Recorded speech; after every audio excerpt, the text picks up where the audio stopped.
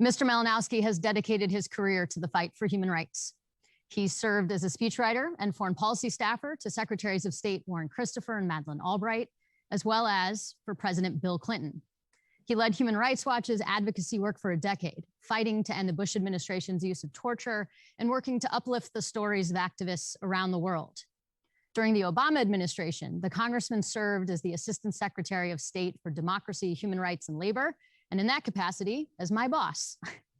Now in Congress, Mr. Malinowski has taken an active role in seeking to shape the conversation around tech governance.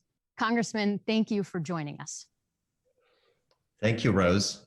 As I recall, you were my boss, but we can have that debate elsewhere. I tried. I don't know that I was as good at that. And now you are in Congress.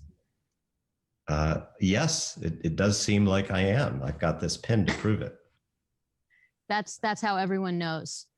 Well, I want to dive right in because I know we don't have a ton of time for this conversation. And I'm really grateful to you for giving your time to the stage. I think it's appropriate because you've been so steeped in the human rights community and the global conversation around these issues. And I'm curious, just to kick us off, how have you seen technology change that work over time? I'm thinking of, the stories I used to hear about during the time, for instance, of the Khmer Rouge, where people said, you can't believe the stories of those pesky refugees. What's happening in Cambodia, what you're being told is wrong. And today, certainly with millions of cell phones trained on every event, that looks a little bit different. And I'm curious for you, what does that mean for the practice of defending human rights and changing policies globally? As your question suggests, it means that we know a lot more than we did before.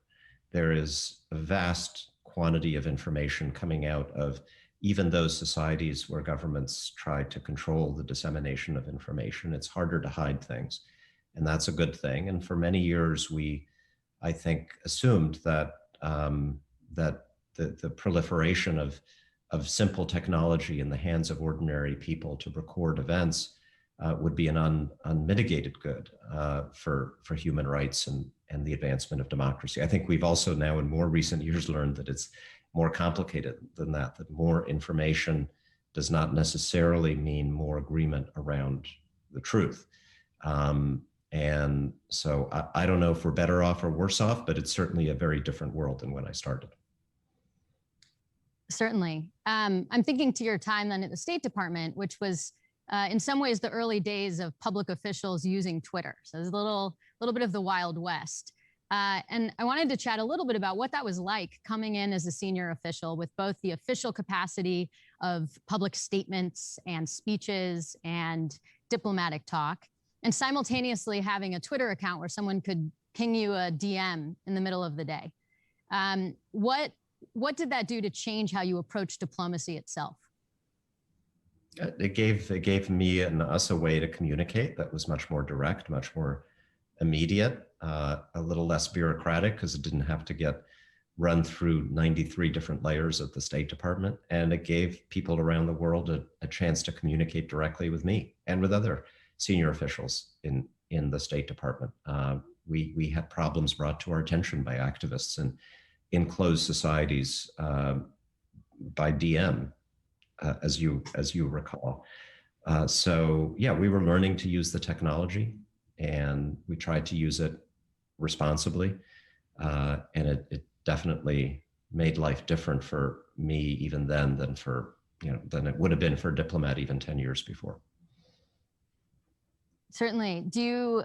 I don't know if there are any examples that you want to talk through. I'm thinking about a time in Ethiopia where the Secretary of State was getting ready to head to Ethiopia at a time that there was certainly closing civic space for journalists and opposition. Are there any particular examples like that or others that come to mind as being kind of a moment in history that felt a little different? Yeah, well, we were DM'd by actually an activist in Ethiopia about a journalist who'd been imprisoned just as Secretary Kerry was on his way there, and it worked. That resulted in the Secretary of State raising the case of this imprisoned journalist, and ultimately, not right away, unfortunately, but ultimately the journalist being released from from prison. So again, it was a very immediate way to communicate, whereas in the past, that person would have had to try to get a meeting at the US Embassy. That might have endangered them to be seen doing that. In any case, much more time consuming, much more cumbersome. And here they could just direct message an Assistant Secretary of State in Washington. Absolutely. So to turn a little bit towards the present day, you've joined Congress and jumped right into debates on tech governance, including through a bill that you recently introduced. How do you think your time working within the human rights community globally and focused on these questions internationally has informed your approach to the conversation here in the United States? Well, I got to tell you, my approach has evolved quite a bit. My attitudes have become a bit more complicated. I think when I was starting out as a human rights activist, and then when we worked together at the State Department, again, I was focused overwhelmingly on trying to get more tech into more hands around the world, defending the idea of internet freedom, which I still believe in greatly, freedom of speech online, and as little government regulation of the online world as possible, because we were pushing back against the Chinese government and the Russian government and authoritarian regimes around the world who wanted to censor and control the internet. I think we've seen in our experience in our own country in the last few years that this is actually a much more complicated question. I'm no less of a champion of freedom of speech online than I was, but I'm very, very deeply disturbed by what social media has done to our democracies around the world, and how it has really become much more of a tool for extremists within our society and authoritarian regimes, in a way, a more effective tool for them than it is for anybody else, because of how American companies have designed these social networks, designed with algorithms that amplify the most extreme information, that are built around the goal of keeping users glued to their screens for as long as possible, and learning over time that what keeps us addicted to our screens is not complicated, nuanced, truthful information, but whatever reinforces our pre-existing biases and hatreds and fears. Without that, I'm not sure if you have the Rohingya genocide in Burma. Without that, I'm pretty sure you would not have had the January 6th assault on the United States Capitol, and all of the propaganda and misinformation that we're still struggling against in the United States. So what we're trying to do is, without messing with the First Amendment, we're trying to remove some of the total protection from liability that big tech companies have, social media companies have, when they write algorithms, software that amplifies, recommends content that leads to a real world harm, like an act of terrorism or a violent hate crime, because we want to incentivize these companies to design their networks more responsibly. Yeah, I mean, it's interesting that you raised the example of genocide in Myanmar and other conflicts elsewhere, because when we were at the State Department, so much of a focus on what we sometimes called repressive tech was about the intentional use of technology on the part of a government to suppress a population. And we're now talking about trying to ferret out the impact of algorithms or other aspects of technology on societies, whether used by governments or other bad actors. How did you decide to focus on the liability question in the United States? And when you were focusing on that, were you thinking about what that might mean for communities in other countries, or looking at it from specifically an American context? Well, I'm always thinking about the impact around the world. Everything we do sets a precedent. And it's why I would be very, even if the First Amendment allowed it, I would be very, very loath to see Congress try to regulate speech on Facebook, speech on on YouTube. It's not for us to say to these companies what they can and cannot allow.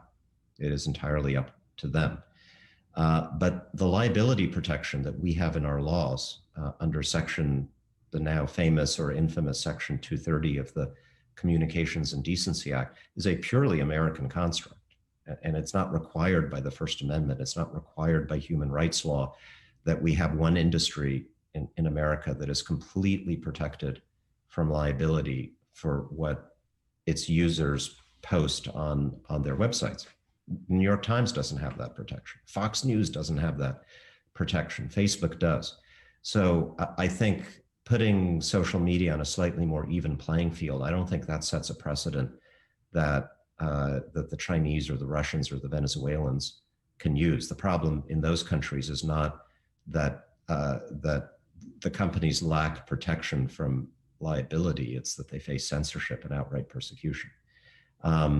So that's one reason we chose the approach. Again, it allows us to solve a uniquely American problem through a change in a very recent American law without setting a precedent that authoritarian governments can use to shut down free speech on the internet. As you talk about that process, I'm reminded of another policy issue that was inherently both domestic and international that we worked on a bit during the State Department, but you've carried forward engagement on in your time in Congress, and that's anti-corruption. And I'm wondering if you think there are lessons to be taken from the very long process of building bridges between different communities that each had a shared reason to be concerned with the growth of kleptocrats' ability to hide their ill-gotten gains in the United States and the UK and other countries, and finally getting to the point where legislation was passed last year.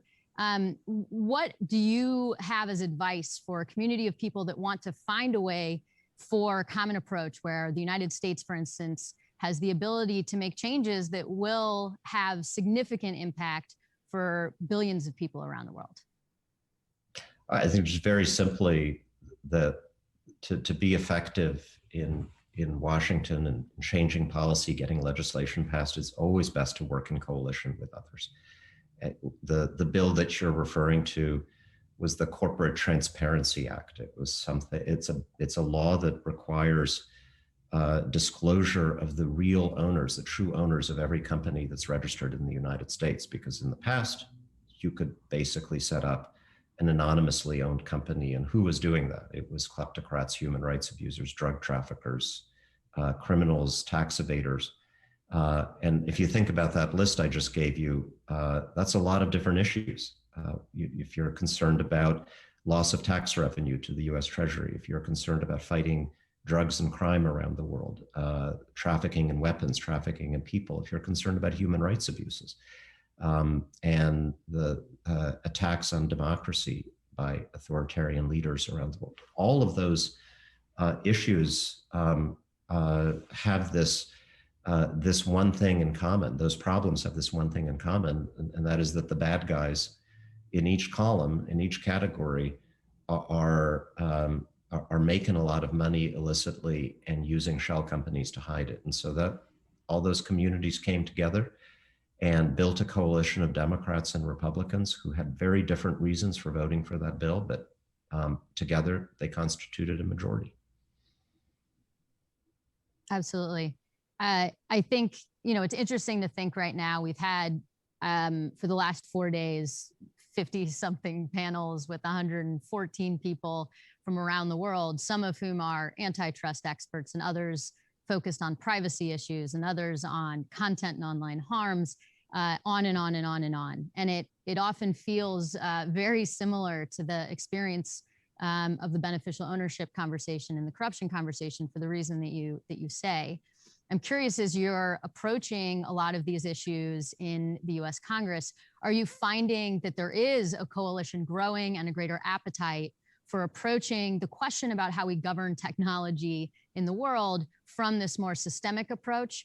And if not, what do you think is the most exciting thing that's happening in moving forward a more positive approach to, I guess we could say, democratic tech? Yeah. Well, obviously, the most exciting thing is my bill, Rose. That's an easy question. That was a softball. I don't know if we've coalesced quite yet. I think most people on the Hill, when they think about what's wrong with big tech, they're still just thinking about content questions. And this gets partisan, right? So some of my Republican colleagues are all up in arms because they think big tech is censoring conservatives, and how could Facebook and Twitter kick off Donald Trump? And so they're, on a tear that we gotta stop censorship. And of course that then leads to censorship. It leads to government telling private companies what they can and can't allow on their platforms. And then a bunch of us are trying to shift the conversation a bit away from content, which is really not up to the United States government. And I think in a way beside the point, because there's always going to be bad stuff posted on the internet. Like you can't stop people from saying bad things. We want to try to shift the focus more towards the company, the way in which these companies design their networks, the algorithms, the systems that determine what information about the world each and every person on this planet sees. That's a hugely important thing, but it's harder to see, it's harder to understand because it's much more technical. It requires opening up the hood of the car and understanding the engine that makes it run. But we've made some progress in shifting the conversation to that subject and getting people to start thinking about solutions. And here, then, there are a lot of different problems in society that people care about that are related to this. There's violent extremism in the United States and the riot on January 6th. There's the growing polarization in our politics that so many of my constituents are concerned about. Why can't we talk to each other anymore? Why are families being split apart? Because they can't have a political conversation or even agree on what's real anymore. We see these issues around the world. I mentioned the Rohingya genocide, the rise of extremist movements in every part of the world, the strain that every democracy is feeling. There's not one explanation for these problems, but the evolution of big tech and the fact that most people in the world now get their news through social media is a big part of the explanation for a lot of these disparate problems. And so we've tried to offer a solution that brings people with these disparate concerns together. And so I'm excited about that, and that we've offered something concrete, not just rhetorical. Absolutely. So you mentioned the topic of democracy. So I wonder if we can turn towards what I've found to be an interesting shift in the last few years, where perhaps in the past there was kind of a conversation about global democracy, and then there were domestic politics in the United States. And I think in some ways the events of January 6th and the preceding 4 years forced a lot of Americans to have to think about what made a democracy in the United States durable and functional. And the kind of impact of that is that now the foreign policy conversation seems to include a little bit more of a connective tissue, where anything that we talk about, whether that is the impact of tech globally, has to tie back to what's happening here in the United States.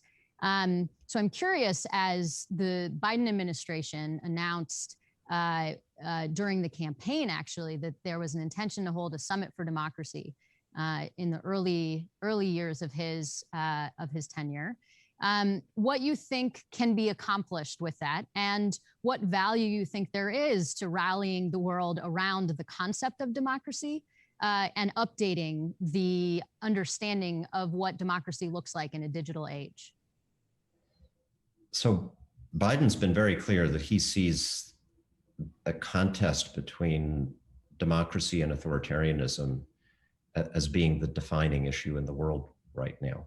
And so that's a pretty bold statement, and a big challenge for his team to meet, to devise policies that are consistent with it.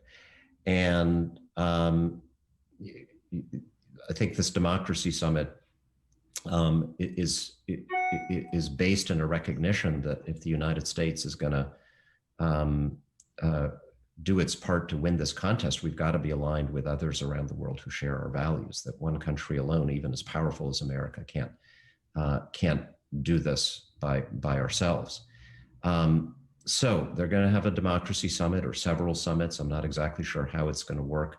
The question in my mind is whether this is going to be just a typical meeting at or around the UN that leaders go to and give speeches at, in which case I'm going to probably tune out in about 5 minutes.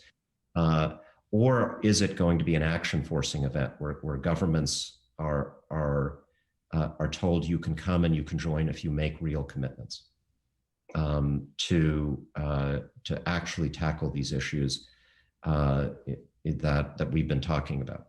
Corruption is one of them. Like, if we're going to have an alliance of democracies countering authoritarianism, we've got to make sure that there is no safe harbor in any of our countries for the proceeds of kleptocracy, and that we have strong anti-corruption and transparency rules ourselves, because we need to set a good example. On tech issues, we want to be different from China and Russia in every possible way. And that means absolutely respecting freedom of speech online and offline, but also means healthy regulation to make sure that these virtual spaces where we're having most of our political debates aren't designed to amplify falsehood and extremism in the way that they are right now. And finally, another tech issue we haven't talked about but be very appropriate for discussing in a coalition of democracies is making sure that our companies and our governments are not complicit in the export of technology to dictatorships that is then used to conduct mass surveillance and persecution. And this is a mostly unregulated space right now.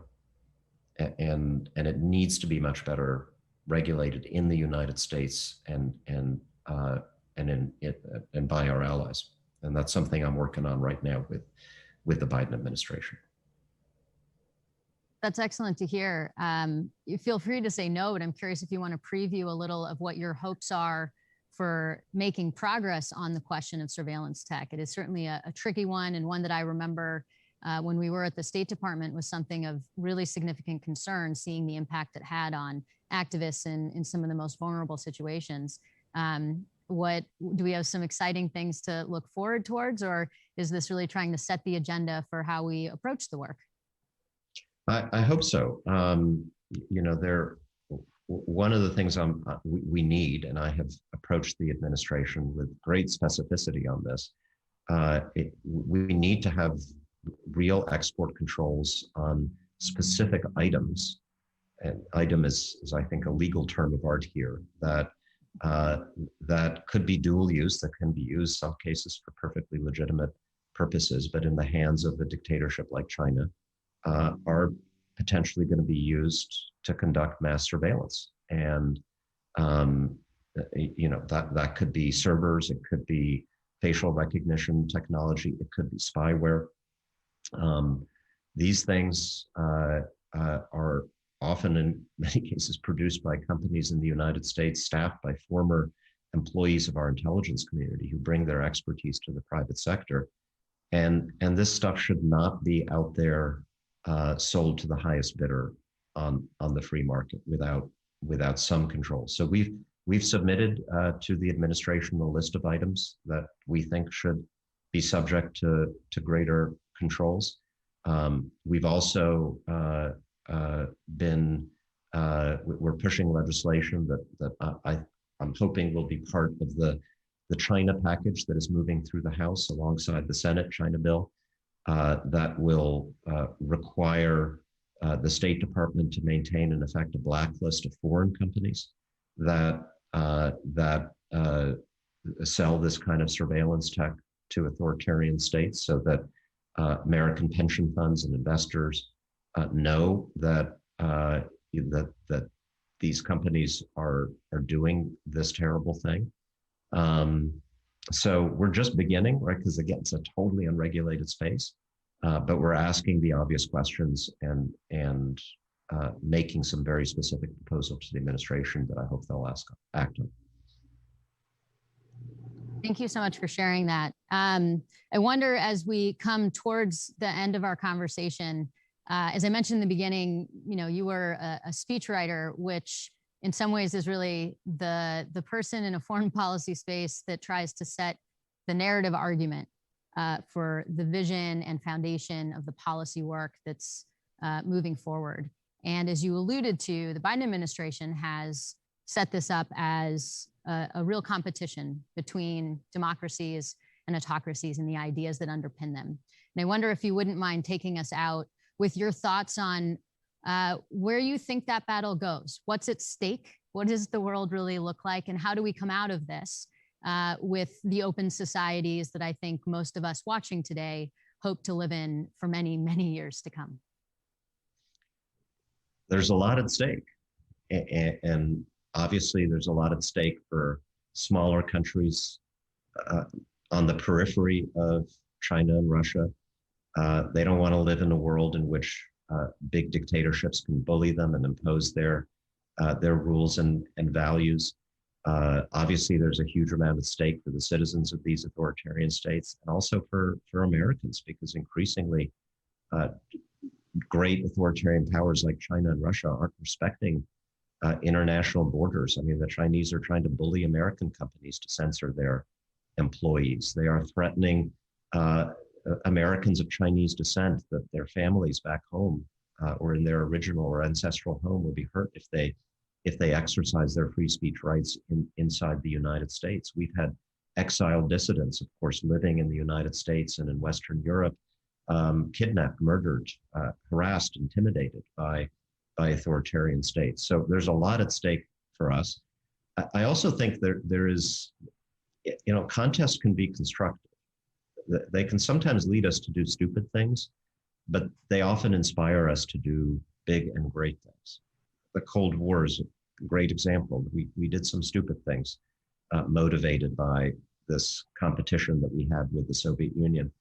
But if not for that competition, we probably wouldn't have built the interstate highway system. We probably would not have put a man on the moon or resolved the great civil rights questions of the 1960s in the way that we did. There was a constant motivating factor for America to be better, stronger, and more a reflection of our professed values, because we understood that we needed to be better in order to win that contest. And so my hope is, and I think President Biden shares this, is that this contest can be a good motivator for us, whether that means tackling climate change, whether that means dealing with injustices in our own societies that undermine our claim to moral leadership around the world, or taking on some of these new issues, so that America is the leader, is the model on privacy, on transparency, on fighting corruption, on maintaining appropriate regulation of the online world without undermining our commitment to freedom of speech.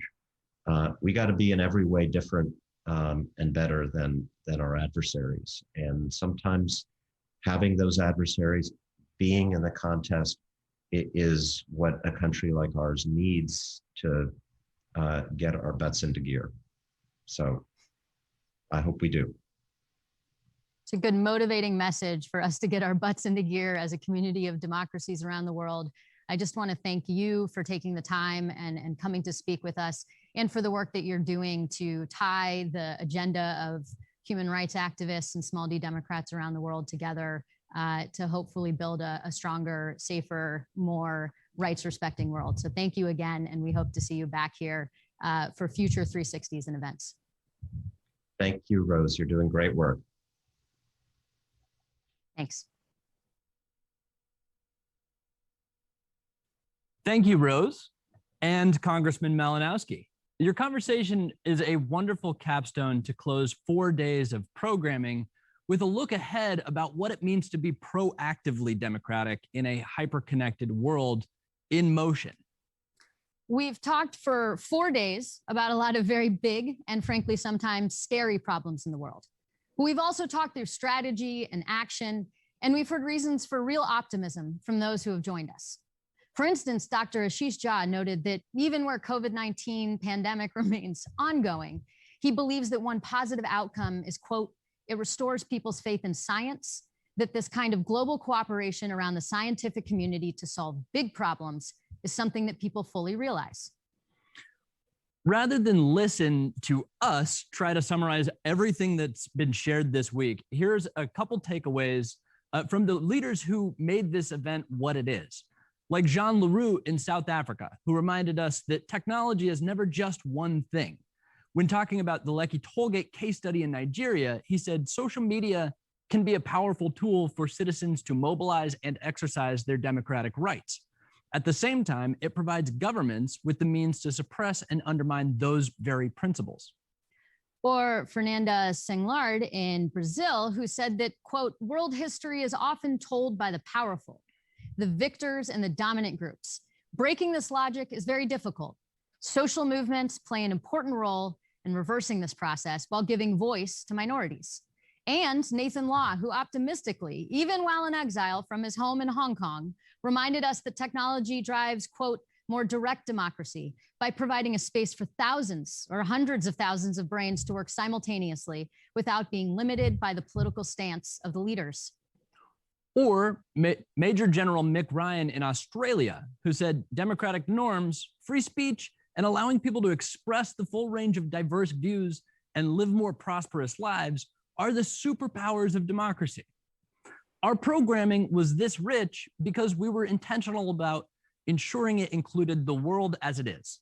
This year, 360 OS included more than 1,500 participants from 92 countries, tuning in to hear 114 global experts representing 22 countries. As our DFR Lab colleague Jacqueline said earlier, 57% of our presenters were women, and no single panel represented a homogeneous take or perspective on these vital issues.